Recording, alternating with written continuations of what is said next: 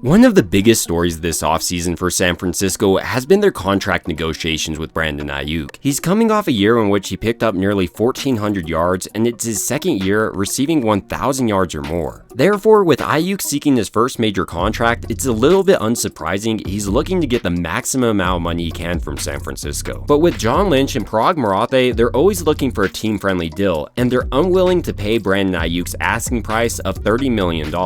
So as a wide receiver does in his contract negotiation playbook, he requested a trade. Despite this trade request though, I don't think it's as bad for San Francisco as many people have made it seem. When you look at any scenario regarding the contract negotiations between Lynch and Aiyuk, for instance, Lynch really holds all the power. First, Aiyuk is under contract this year, and Lynch has the ability to franchise tag him next year. So unless Brandon Aiyuk doesn't want to play for 2 years and be penalized financially for that, and then once he does receive a contract, it'll be less lucrative than the contract currently on the table, he's going to play this season. He may be unhappy about it, but he'll play for San Francisco if they don't want to trade him or give him a lucrative contract. But let's say San Francisco is looking to move off Aiyuk. Maybe they're looking at the rookies in Purisaw and Cowling and really liking the production they've seen out of him. And then rather than dealing with an unhappy wide receiver, they can go ahead and trade him to a team like the Raiders, who's already reportedly interested. In return, San Francisco would get one of the most dynamic wide receivers in the league in Davante Adams, with no guaranteed money left on his deal after this year. So they could rework his contract, cut him if things don't work out. Basically, it gives San Francisco unlimited flexibility. Meanwhile, going into this season, it would be hard to argue San Francisco didn't improve at their number one wide receiver position.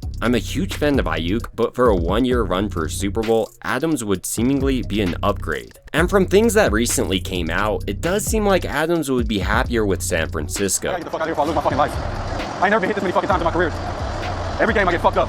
The only people more hurt than Garoppolo's wide receivers are the fans of the team. But speaking about being hurt, Aiyuk requesting a trade to me is his last-ditch effort of using any of the remaining leverage he has to get a contract out of San Francisco. But now with San Francisco having the ability to swap Aiyuk for Adams, it offers a lot of possibilities for them, and I think they're going to be thinking about it hard. And I want to hear your thoughts down below, who you'd like to rather have, Aiyuk or Adams. Personally, I wouldn't trade Aiyuk and just continue to work on a deal. This is also what seems most likely. When Debo requested a trade, they worked it out. One of the biggest reasons I think San Francisco should keep Aiyuk around is the connection he's developed with Purdy. When you're watching where Purdy's throwing these balls, it's as soon as Aiyuk's coming out of his break. Aiyuk is also much younger than Adams and entering the prime of his career, so you could get one of the more dynamic connections for years to come. And you offer stability for your young quarterback. Regardless of the direction San Francisco goes this season though, whether it be Aiyuk or Adams, they get a Pro Bowl level wide receiver that should help make a push for the Super Bowl. Ultimately though, these are just my thoughts about the Aiyuk situation, and I'd like to hear your thoughts down below. I also hope you guys have a great rest of your day.